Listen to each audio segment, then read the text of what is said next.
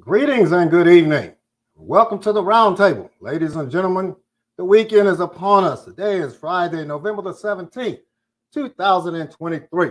Bonsoir, comment ça va? My name is Drew, and I am one of the co-hosts of this Fire, and I do mean Fire podcast, where we dive into the activities of the National Football League and the NCAA. Well, we are here. It is week 11 and 12 of each of those critical leagues that some way, somehow fulfill both the urge and the fever that people have as fans of both of those sports, and the billions upon billions of dollars that each one of them generate on an annual basis. And we're going to talk about that tonight. No one better in the world to talk about it with than my brother Griff. Brother Griff, how we doing, man? I see you back home into that little dungeon you call the Alabama man cave. Look, man, as you can see, you're right. You are correct. I am back off my G14 classified mission, back in my safe place, ready to talk football, my brother. And you know, as always, I always look forward to Tuesdays and Friday evenings because I get excited because I get to hang out with you and all of our Roundtable family. Yes, sir. Yes, sir. Yes, sir. Speaking of the Roundtable family, welcome to every single one of you who have decided to join us on this blessed Friday night. Thank you for dedicating at least 59 minutes and 59 seconds of your evening to dialoguing with myself and brother Griff as we talk about weeks 11 and 12. At this point in the season, your record kind of says that you're either a contender or you're not even a pretender. You're just jockeying for position to get some good draft space come April, right? And we're going to see teams begin to really tank, all right? Because we're at that point in the season in the NFL where we are really considering playoff positioning at this point, all right? Because we have legitimately 8 teams to maybe 9 teams per conference that are going to be competing for one of those 7 playoff positions. You have your division leaders that by default, regardless of their record, they are going to be in the playoffs. But those 3 remaining wild cards is where the fight is going to be, right? For teams such as your team, for teams such as my team, as raggedy as they have been, they are in that position. And last night's Thursday night game was one of those games that is a separator.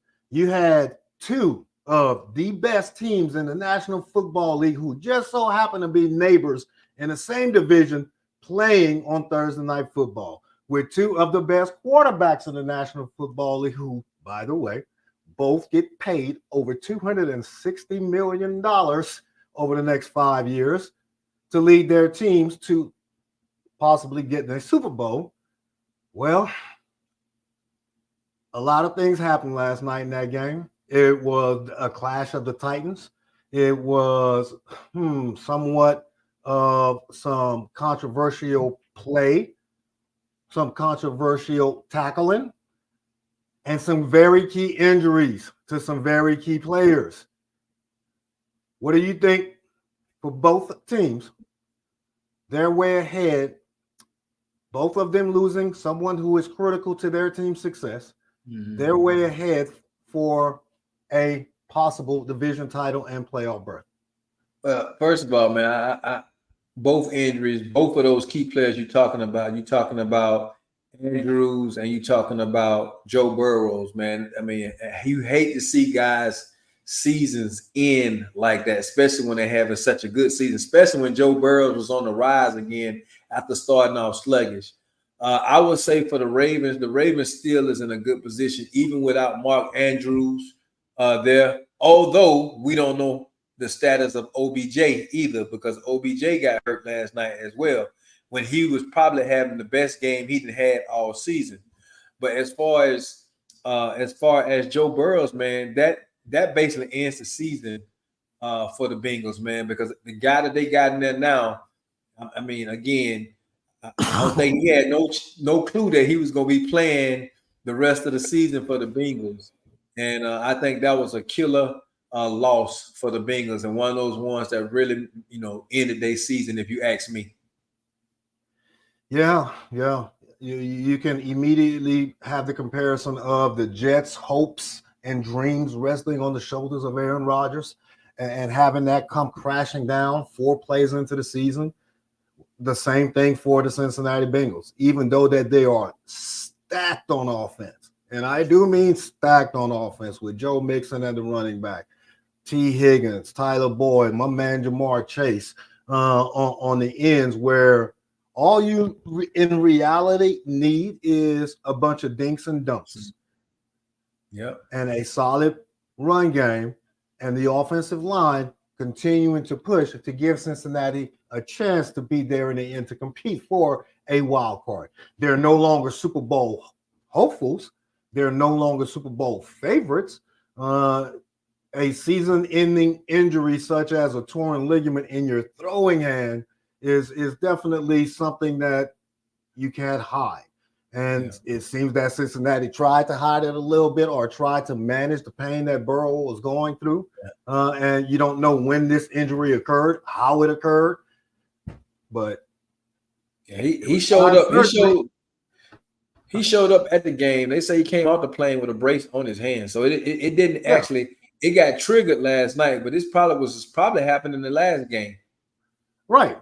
Which was the reason I said you don't know when it happened. But what does that mean for the division? Well, it confirms that Baltimore has, I would say, a 1.5 game lead on Cleveland. Cleveland is their biggest threat, even though Deshaun has had a season-ending surgery, which we're going to talk about here in a little bit.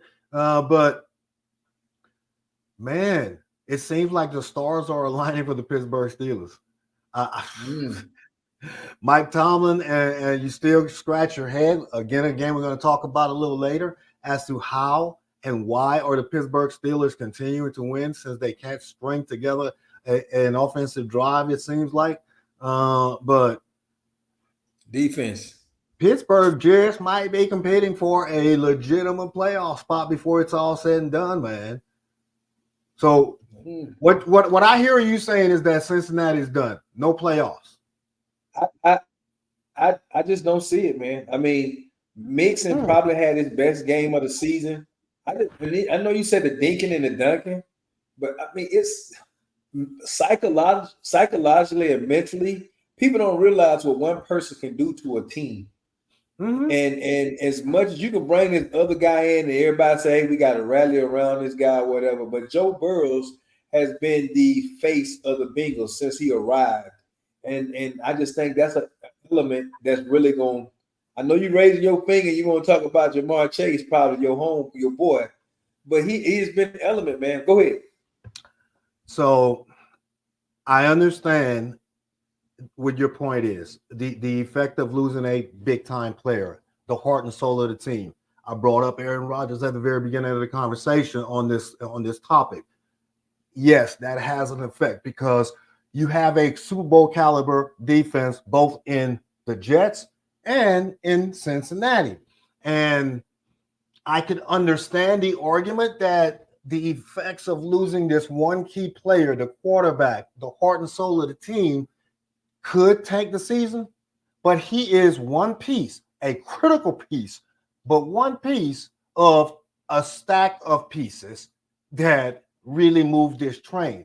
The Bengals aren't dependent on Joe Burrow to win the game necessarily. They're dependent on Joe Burrow to make those big-time plays in those big-time moments because he is Joe Cool. Got it. Understand that. But a quarterback who can be extremely managed with dinks and dunks with that receiving core, Chief, they gonna be in games with a solid run game, with a solid off. Well, I won't say solid offensive line, but with an offensive line that can recreate holes and gaps for Mixon to run through. I think Cincinnati is. The problem is though, the Bengals are the worst rushing team in the league. Go look at the numbers. Yeah. Mixon had his best game last night, man. He had his best game last night. So I don't see it. I mean, I love you. I know you love to keep hope alive, but I just don't see it. That's just me. Hey, you know what that reminds me, man? Before we move on, we've created a question of the day for the show, right? The show itself has created a question of the day. And today's question of the day is it's more of a opportunity for everyone who is viewing the show and as well as those of us that are participating in the chat to share with the entire group your top 5 favorite teams, regardless of the reason, whether it's by family, by blood, by choice, by location, whatever the case is. What are your top 5 teams? And it's no right or wrong answer, obviously, but it's just food for fodder to kind of let us know where everybody's loyalties lie, and it creates some good conversation. And we'll talk about it at the end of the show. You'll be surprised, as we can see, my top 5 teams. If I was not a born and raised resident of the state of Louisiana, I think I would be an AFC North fan because the Bengals are my second favorite team, obviously because of Joe Burrow and Jamar Chase. The Ravens because of Lamar. The Steelers because of Mike Tomlin and the longevity and success that he has in Pittsburgh. And the Texans simply because of proximity of where they are in location to my favorite team. And got family down there in the H-Town. So that's me. Pick yours. Put it in the chat and we'll talk about it a little later. All right. Next big game. Guess where? It's in the AFC North. Those other 2 teams that are competing for the division crown. This ought to be a defensive struggle, and we have 2 backup quarterbacks starting for each team. And I know Pickett is starting, and I did say 2 backup quarterbacks for a reason. But do you believe that Cleveland is going to solve this mystery that Pittsburgh has by allowing every single body and their uncle to outgain them, but Pittsburgh still wins some way, somehow?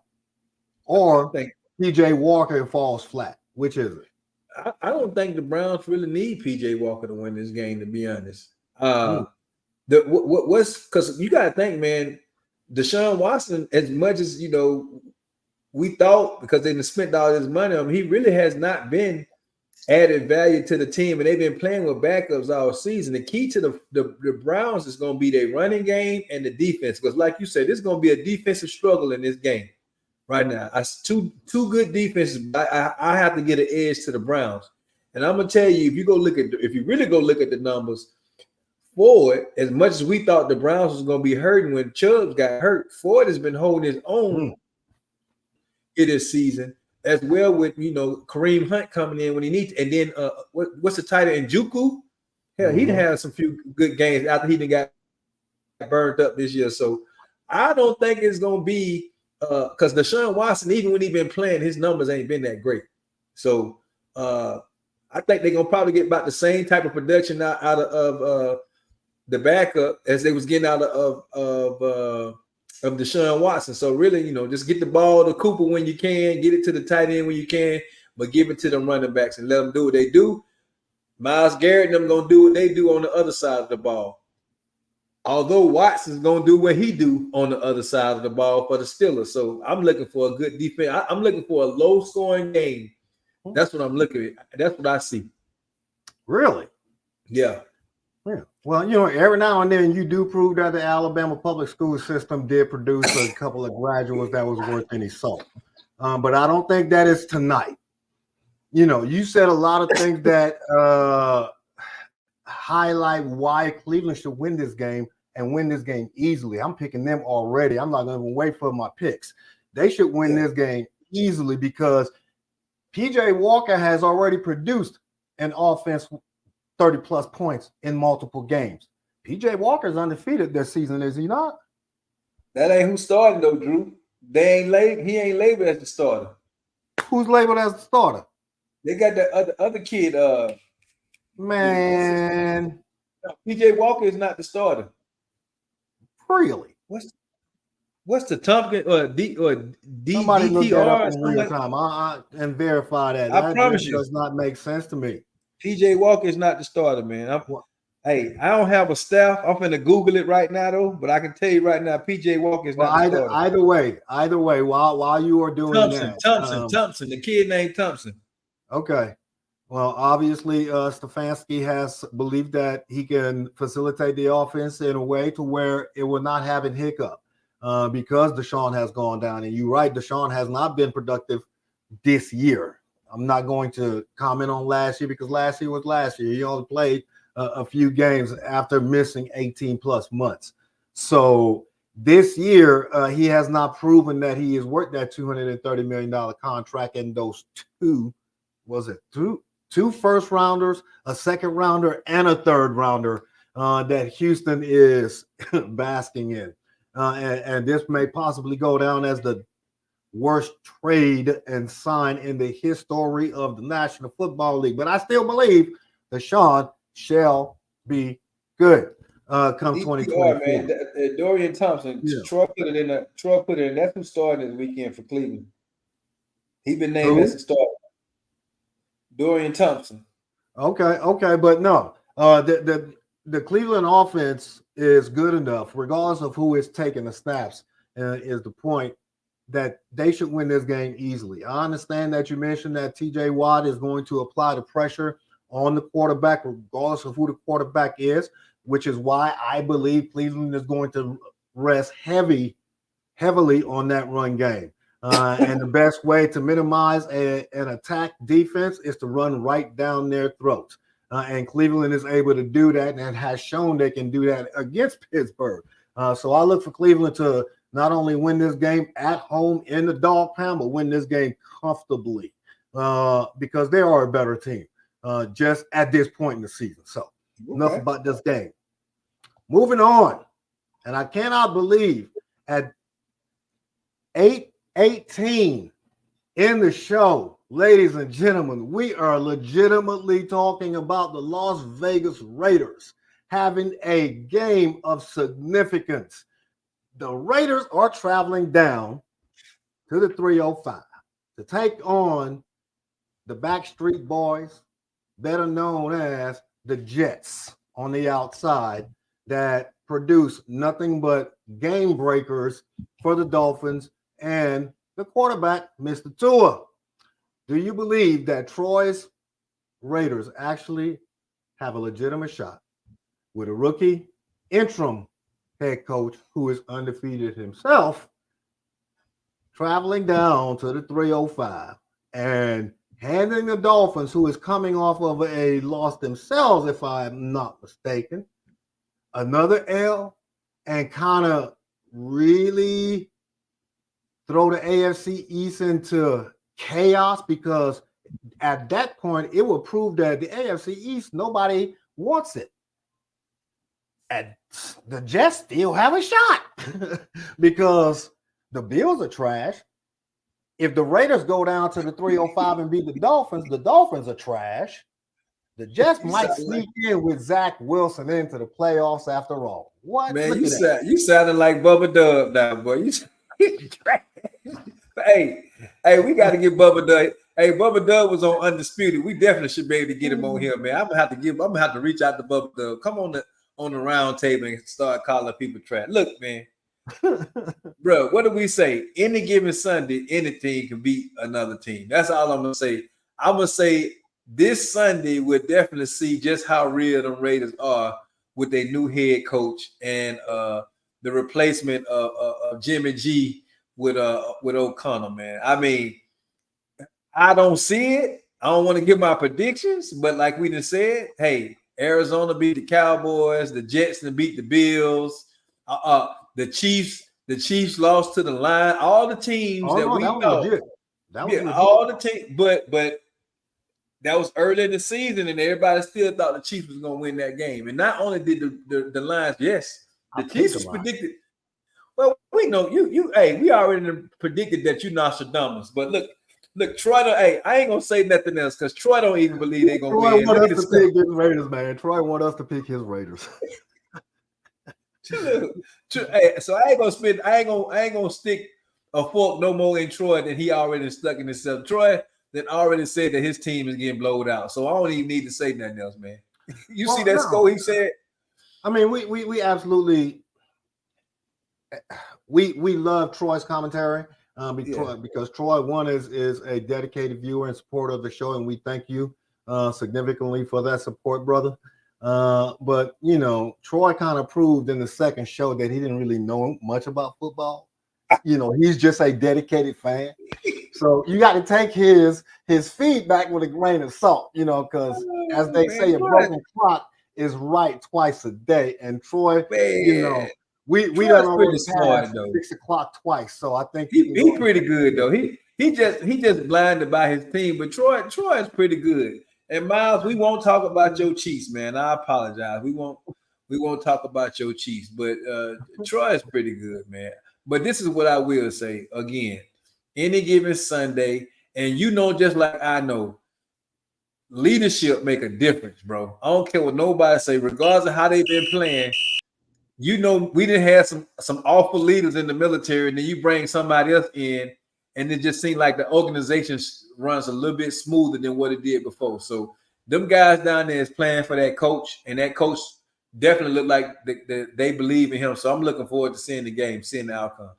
No, yeah, you're absolutely right. And this is going to be a competitive game. I look for the Miami Dolphins offense to get back on track, but I also look for the Raiders to be an inspired team. And Troy, you're selling your team short. I don't know whether or not you're trying to protect your feelings, but they're going to be better than 40-7. Look for them to be competitive.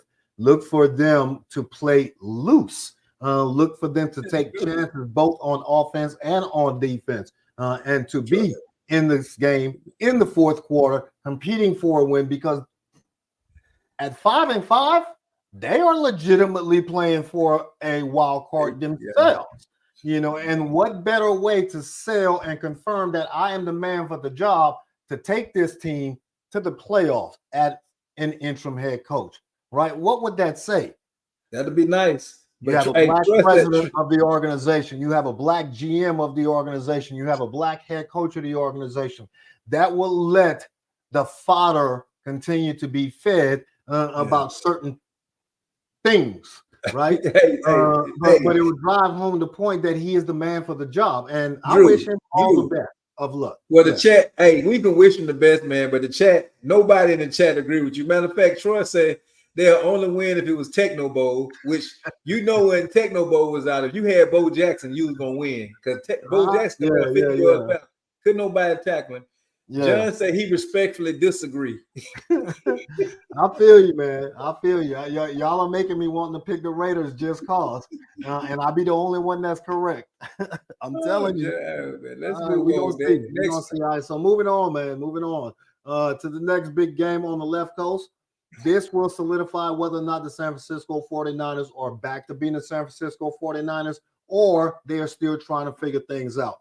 Because you have a Tampa Bay Buccaneers coming into hometown where everybody's favorite Heisman is leading a team who is just as good on defense, maybe slightly behind San Francisco, but that sideline to sideline speed is there for the Buccaneers. So they're going to be able to limit the 49ers offensive success in the early parts of the game.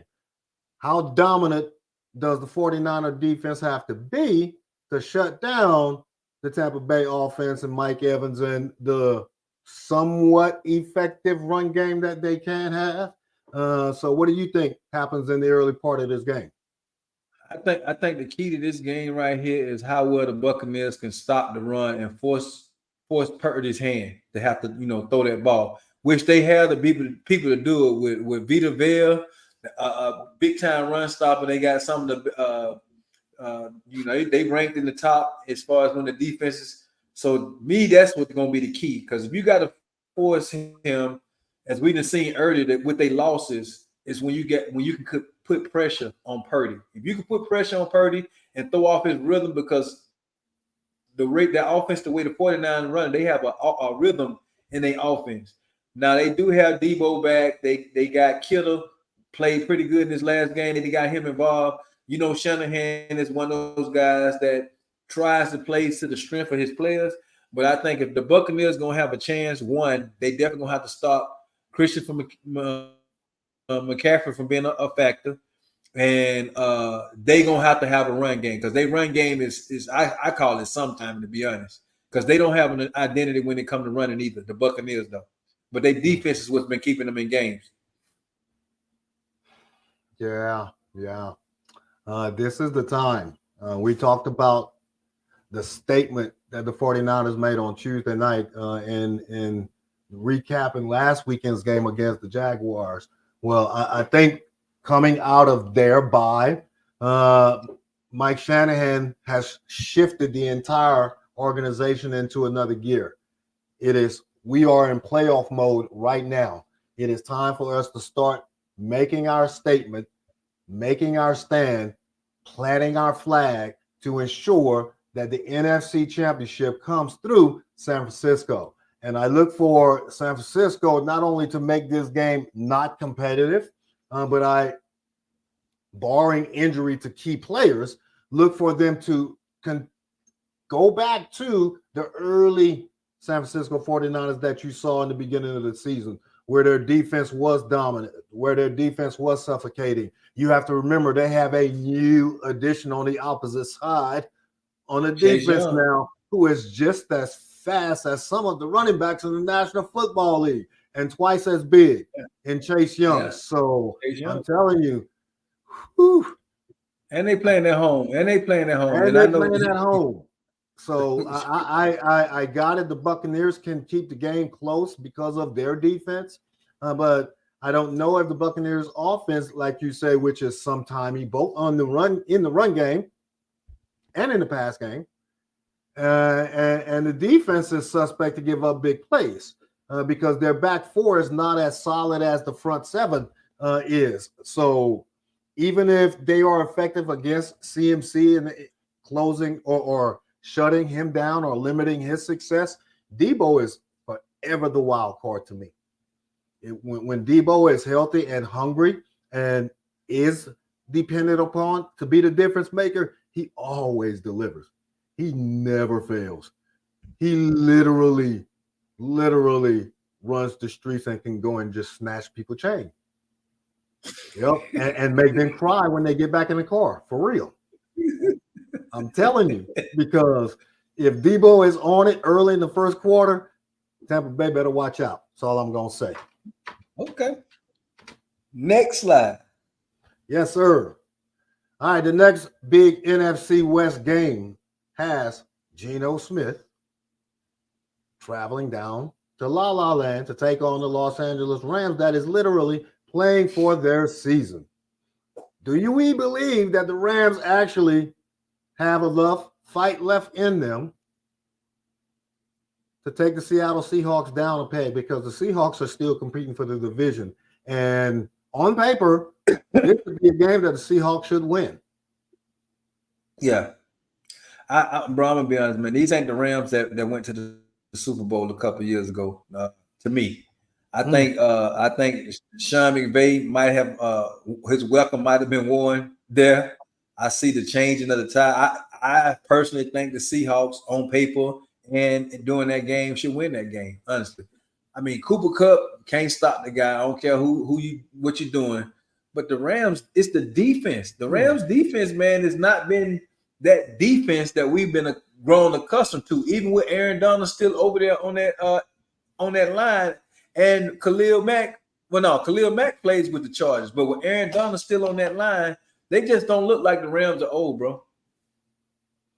You know what? That right there says it all.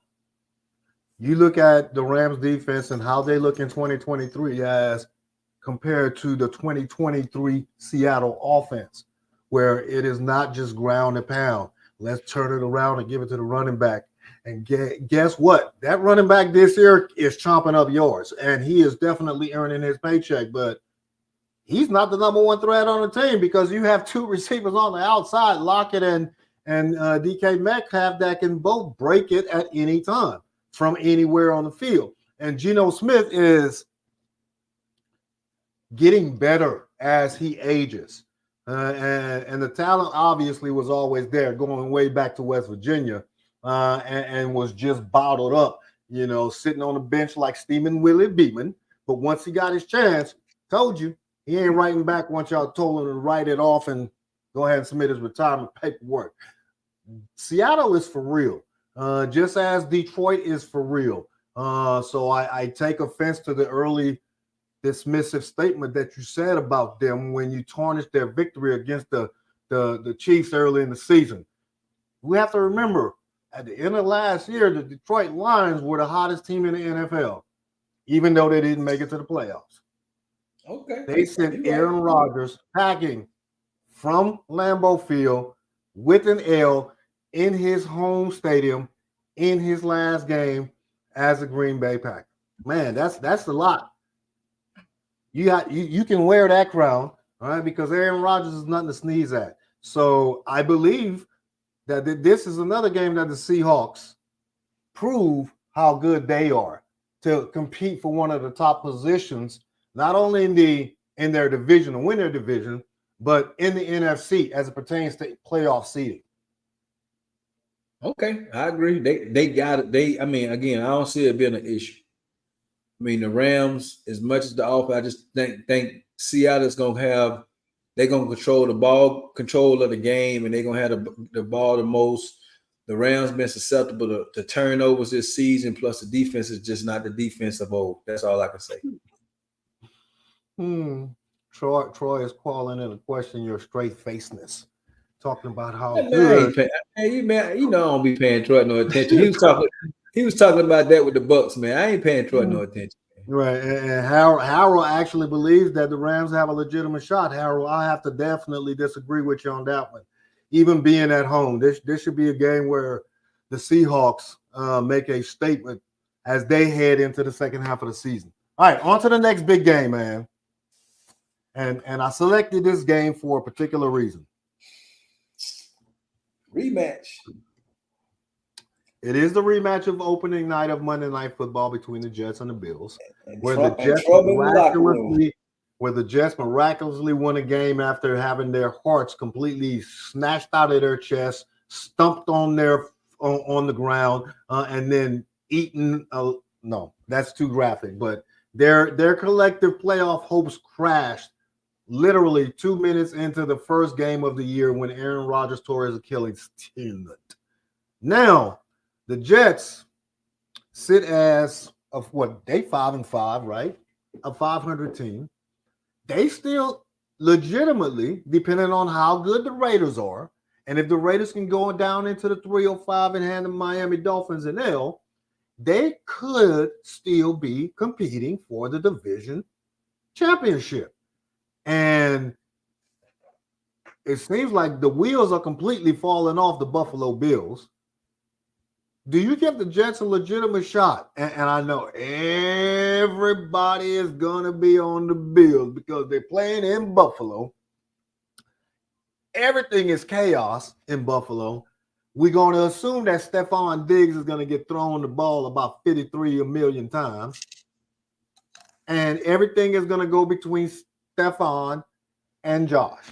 Stephon and Josh. Do you think the Jets got a chance? Oh, yeah. Because of the defense. With Zach? One, even with Zach Wilson, the Jets been basically in almost all their games this year, except against the Cowboys. But check this out. Let me finish. They also got the Josh Allen factor. Josh Allen know how to keep other teams in games too. So, especially if he get to a point where he's trying to force some stuff, that's when Josh at his best about giving the team. So, I won't count the Jets out in this game. I ain't saying that the Jets can't win this game. One, normally it would be okay. We playing in Buffalo. People can't really, at this time up in Buffalo, it's cold and teams have issues. But The Jets are used to that same type of weather, so they going to play in the same type of environment. But I just think I like the Jets defense, man. And Buffalo got problems in the locker room right now, bro. And when you have problems in the locker room, I don't care how good you are, that can disrupt what's going on the field. And it's obvious that they got problems in the locker room. Sometimes you can hide those problems, but when you can see them over there on the sideline, yeah. So I wouldn't take nothing away from the Jets. I wouldn't be surprised if the Jets do what they did on the first game, even though Aaron Rodgers got hurt in that game. I understand that argument, and you can definitely see that argument playing out for all of those exact reasons. But I'm going to start on the opposite side of the ball, and then I'll make my way back to the Buffalo Bills and their internal issues. You mentioned the problems that the Buffalo Bills have on defense and the effectiveness of the New York Jets offense against the Buffalo Bills defense as it pertains to the run game and Breece Hall's effectiveness and his health. And we understand that Zach Wilson is extremely limited, but some way, somehow, the Buffalo defense doesn't really pressure him in that way. I don't know why, but they don't rattle him to the sense to where he begins to create mistakes and sees ghosts where they are none there. So you're right. Robert Saleh should have a legitimate run game, and Hackett should have a legitimate run game where you're utilizing both. And I don't know what's the issue with Dalvin Cook. There's got to be something wrong with him. Not being a part of this run game because that is a league leading talent that y'all just got sitting on the bench doing absolutely nothing, collecting a daggone paycheck. I mean, I got it. The strife is the strife, but man, we are here to win a game. Yep. And you utilize all of your resources. Have you ever heard of the team of rivals? Come on, Chief. Anyways, yes, this is a division game. It's going to be tight. These two teams know each other very well. It's going to be tight. These two teams are prone to creating turnovers both on offense and on defense. So they can give it just as much as they can take it. So no matter how strong the bond between Stephon Diggs and Josh Allen is, and the priority that is going to be this weekend and giving them the ball, I still believe Josh Allen, as you mentioned, will force one or two. And that Jets defense is good.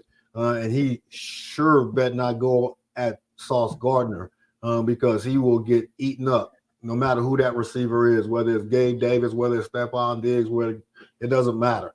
Because Sauce is that good, and he's going to want to prove a point this weekend. So, yes, this is going to be a one-possession game, and I cannot wait to see who you pick when we pick in a little bit.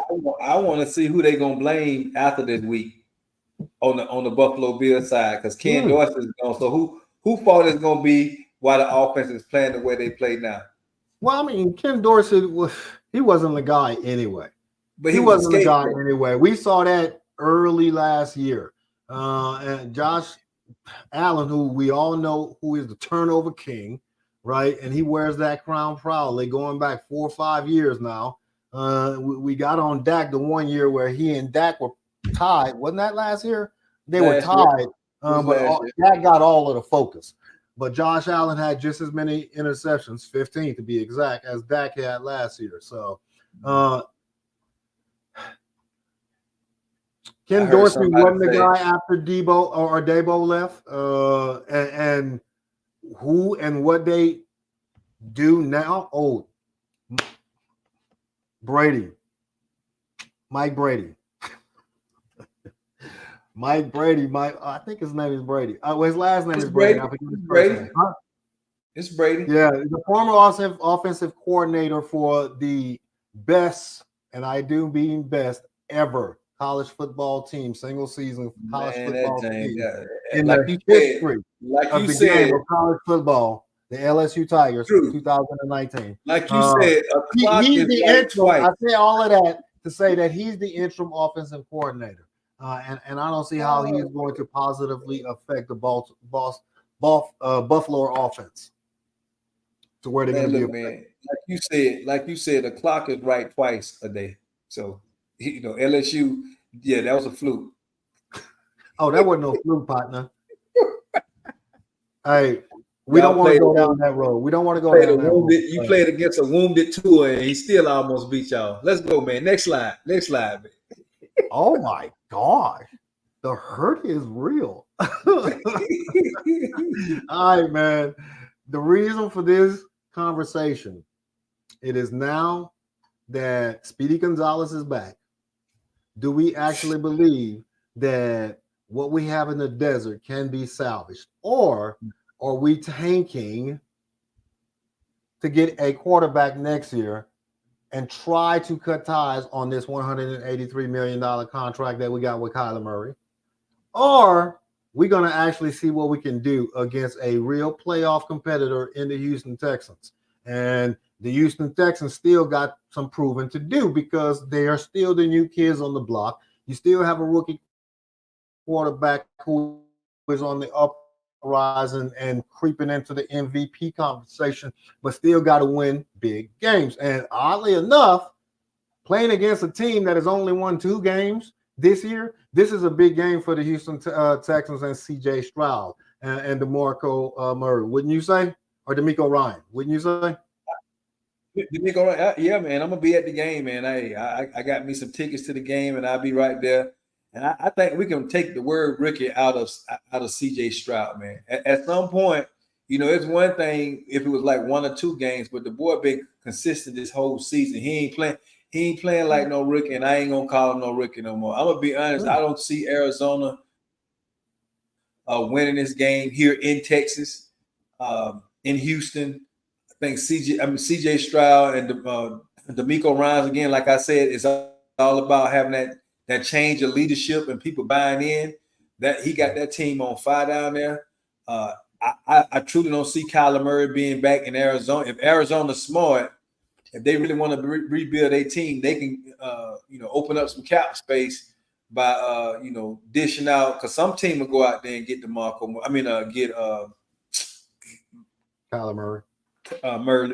Damn, Kyler Murray. Man, my PTSD is bad. But Kyler Murray, but I don't see him being bad. It's just too much trouble with them, and I think Houston will be okay this weekend. I'll be right there sideline watching the game. Well, hey, man, enjoy. Have a safe and beautiful time and all that. And the only thing that I would say about, your comment about the rookie comment, and I used him as a rookie to emphasize that he is still a rookie and he's having as much success as he is having. So I emphasize rookie to say that, hey, still as a young quarterback, he's having this success, but still has a lot to prove if he wants to have his team compete for not only a division crown, but a playoff berth. All right, in an effort to save some time, let's move on to the big game of the week. Ladies and gentlemen, Monday Night Football, a repeat of the last Super Bowl 57, and a possible prediction of what you may see in Super Bowl 58 in Las Vegas between the Philadelphia Eagles and the Kansas City Chiefs. Man, can the Eagles travel to Kansas City and hand Kansas City their 3rd loss, or is Arrowhead going to be too much of an environment for the new Andy Reid to go into the old Andy Reid's home and hand Andy Reid an L? Did you follow that? I followed it, man. So you saying, oh boy, that's up in the Eagles in Philly. He the new Andy Reid, and he's coming down here to play the original Andy Reid in the Chiefs Stadium. So yeah, I got you. I was following. This is the moment. This is the moment that Miles been waiting for. This is the only reason why he's been around the whole night anyway. So let's give him his Miles said he got it. Yeah, I really want to see a good game, bro. So what I believe is going to be a good game, man. Miles, I love you. The Chiefs I haven't seen an identity on the offensive side of the ball all season. I mean, they winning, but on the flip side of it, the Eagles have not really been consistent either, other than with their defense. And we all know that they are playing with a wounded quarterback. Jalen Hurts is hurt, man, and that I ain't wishing that on him. He's a great player. They got a good defense over there. I think our boy is gonna be running around in circles all night from that Eagles defense. They're gonna be on Pat Mahomes all night. But I personally not giving my prediction, but I'm gonna give my prediction. I still see the Eagles going into Kansas City and doing what they got to do enough to win the game. Yeah, I see that. All right, man. Let me go and take a quick philosophical approach to this in analyzing why I believe what's happening. Oh, not philosophical. Here you go, y'all. Sit back now. Drew about to give us a philosophical. Not only to Philadelphia and to Kansas City, but to us as fans and to us who call ourselves as prognosticators and people who critique and talk about Team A versus Team B. You remember several weeks ago when we were talking about the Philadelphia Eagles not being the Philadelphia Eagles, but still winning because they are the team that is dominant in the East. And you made the statement that maybe the Eagles are as good as the Eagles are going to be. We just have higher expectations based off of last year's success. Well, your memory is great, bro. You can make that very, I'd say your memory is great, man. I'm gonna have to start watching what I say around you. Yeah. No, but I'm using it in a positive this time. You can make that very same argument and statement about the Kansas City Chiefs, right? They're not as effective as they were last year on offense because, like you said, they haven't found an identity. And you just made the statement. You can make that same statement about the Philadelphia Eagles because they're not the team of old. They're not that team of 2022 where they can march up and down the field and just score. And A.J. Brown having big numbers, Devontae Smith having big numbers, and the run game having big numbers. And you have a running back in Swift this year that can have breakout games, right? For the Eagles, but you're not seeing the oomph because, like you mentioned, you have an injured quarterback who is nursing a bruised knee and has been all season and probably won't get healed until 2024. But they still find a way to win. And they have the best record in the NFL. Kansas City has the best record in the AFC. The Eagles are traveling. They aren't scared of each other. None of them are as dominant as last year. The Eagles have more offensive weapons than the Kansas City Chiefs do that are more dependable. Not necessarily that are bigger, but more dependable. A.J. Brown is more dependable than the Kansas City Chiefs passing game, period, point blank, even with Travis Kelce. But Travis Kelce is more dependent than any pass or short run game that the Philadelphia Eagles has because of Goddard's injury last week. Man, this is going to be an exciting game. It's going to be an entertaining game, and it's going to be a game that is going to come down to the very end, just like the Super Bowl did with Kansas City kicking that last second field goal. So I'm looking forward to this game. I cannot wait to see it. I cannot wait to predict it because this is going to be the game that puts me out of reach this weekend for the rest of the year for you. Okay. It is what it is, man. I'm looking forward to it, man. You ready to get to these picks? Let's get into these picks because we already over on time. Let's jump into the picks. All right. Let's put them up there, pull them up there. So my picks, I picked which I won on Thursday night, but I picked the Browns over the Steelers. Everybody won on Thursday night. I got the Dolphins over the Raiders. I got the 49ers over the Buccaneers, Seahawks over the Rams. I got the Bills over the Jets. I got the Texans over the Cardinals, and I got the Eagles over the Chiefs. That's very good, man. Those are very good picks. You're not creating any separation. You're like cheating on my paper, but we are going to have some separation this week, even with the Saints not being there for me to make that pick. I'm going to go opposite in one of these games. All right. I do not believe the Steelers have what it takes to travel into Cleveland, so the Cleveland should take care of business at home. I am definitely going to be you said you got the Dolphins over the Raiders, right? Yep. Don't do it. Don't do it. Don't let Troy. Troy told you not to do it, man. Don't let Troy sell those wolf tickets. Troy told you. Hey, no, Troy you're right, man. Hey, the 305 gonna take care of business. There's simply too much speed on the outside, man, and they are getting healthy again. So the Dolphins take care of business. Troy, I came this close, man. I came this close. But 49ers should win big against the Bucs. I believe the Seahawks travel into Los Angeles and beat the Rams. The Jets go into Buffalo and do exactly what they did in the very first weekend. They find a way to, I don't know how. They're gonna steal the playbook from Mike Tomlin and the Pittsburgh Steelers, but they're gonna find a way to win this game. And you're gonna see the continuation of the implosion of the Buffalo Bills, because the finger point is really gonna start to happen.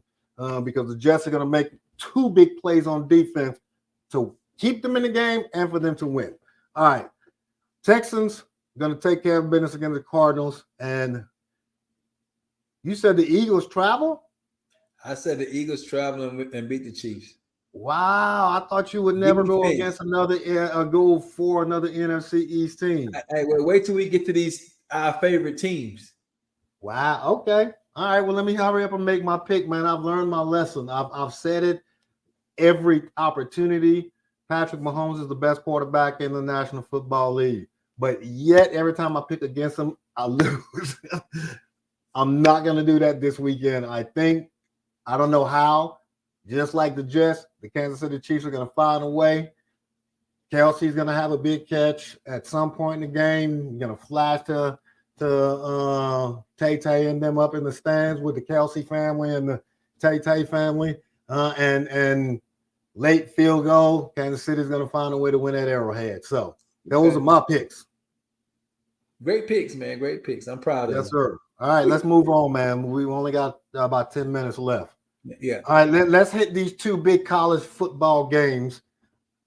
Or what we're going to do before that. We're going to do this first. Okay, yeah, let's hit these first. These two college football games that I want to talk about between ranked teams. You have the number one ranked Georgia Bulldogs traveling to Knoxville to take on the 18th ranked Tennessee Volunteers. This is a meaningless game for Georgia. It truly is, because they're already in the SEC championship game. They're already locked in to play against Alabama. If they lose against Alabama, they are not going to make it to the playoffs. Alabama's going to be that SEC representative. If they win, obviously they're in. So even if they beat Tennessee this weekend, they remain number one. If they lose against Tennessee this weekend, it does not matter, because all they got to do is win the SEC championship game and they're in the playoffs anyway. So this is the definition of a trap game, ladies and gentlemen, where the number one team is susceptible to a loss because Kirby Smart is smart enough to know I have to do to ensure that my team is healthy enough come to December. This game means nothing to us. Don't be surprised if you see a lot of reserves for the Georgia Bulldogs playing early in the first or second quarter and Tennessee hanging around. It's not because Tennessee is just that good. It's Georgia looking ahead, and it is being smart, because it doesn't matter if we actually take an L. I'm just saying, don't be surprised if this game is tight in the fourth quarter. But Georgia should still win. But don't look at it as, ooh, they slipping if this game is tight. Drew, this game ain't gonna be close. The reason why them reserves gonna be there, trust me. The hottie toddies is going. Old Rocky Top gonna need a drink. It's gonna need a swift drink by halftime. I can tell you that right now. This game ain't gonna be close, and Kirby Smart ain't just gonna sit his. I mean, I know you say thinking ahead, but that ain't how Kirby. That ain't how Nick. Because I don't want Nick to have Milroe to play this weekend. I guarantee he's gonna play. Playing a high school team this weekend, and he's still gonna have him out there. Kirby ain't gonna do that. They're gonna be up by halftime, and then you'll see the reserves come in after that. But Tennessee is not the team that we saw last year either. They are not that team. This should be an easy win for Georgia. I understand. So for Miles's argument that we should be talking about Kansas versus Kansas State, he's saying that Big 12 is much more important than the SEC in this conversation, which Miles, you're definitely wrong. But moving on. Yeah, he knows that ain't right. The next big game, man, the Washington Huskies going up to the Oregon State Beavers, taking on the Beavers of Oregon State. This is a big game for Washington, because they can legitimately walk out of Oregon State with a L. This is not a walk in the park for the Washington Huskies. They better bring their game, their A game, because they could possibly walk out of that with a loss. How do you see this game playing out? I think it's going to be again, another one of them shootout games that's going to come down to the end of who got the ball last, defensive wise. Oregon State can put points on the board just like Washington can. Washington, just like with all those Pac-12 teams, though, man, it's like for whatever reason they just play offense. There's no defense, and so if you want to talk about a trap game, this is a trap game right here. This is a game that Oregon can actually beat Washington, and if Washington lose, yeah, they done for the season. That's all I can tell you. We won't be talking about them we won't be talking about them in the college football playoffs. No. I think the national media some way, somehow secretly wants Oregon coming out of the Pac-12 instead of Washington because Oregon is much more flashy. But yes, this is definitely the biggest game of the year. And I say this repeatedly for Washington, but this is their biggest game of the year. And it's not a trap game. It is the game for the upset alert, right? Because Washington, like we said, by the skin of their teeth, I believe they by the skin of their teeth win this game. But if Oregon State wins, I won't be surprised. Yeah, that's all. Man, look, Karen hopped on here and started lighting Troy up, man. Good evening, Karen. Glad to see you, she said she just landed and she got right on here and started tearing up Troy. Oh, she said, "Oh, hating alpha sugar butt." That's what you get, Troy. Anyway, man, we're going to use the last 4 or 5 minutes of the show, ladies and gentlemen, to talk about our upset alerts. Griff already mentioned that this game between the Washington Huskies and Oregon State is the upset alert in college football, and I would have to agree, right? Because the higher ranked team should come out of there with a dub, but we don't know. We shall see. Upset alert for the NFL, man. What is this one game this weekend that you believe is going to be an upset alert before we go into favorite teams? Shucks, man. Golly, I was thinking about upsetting college, man, but for NFL, if you had to pick one of the games, the Raiders versus the Dolphins, you think that's an upset alert? Hell no. No? Cardinals, Texans, upset alert? Nah, man. If anyone of them, man, the Bills is picked to win this game. I think the upset alert is the Jets-Bills game. How about the Browns-Steelers game? How about the Browns-Steelers game?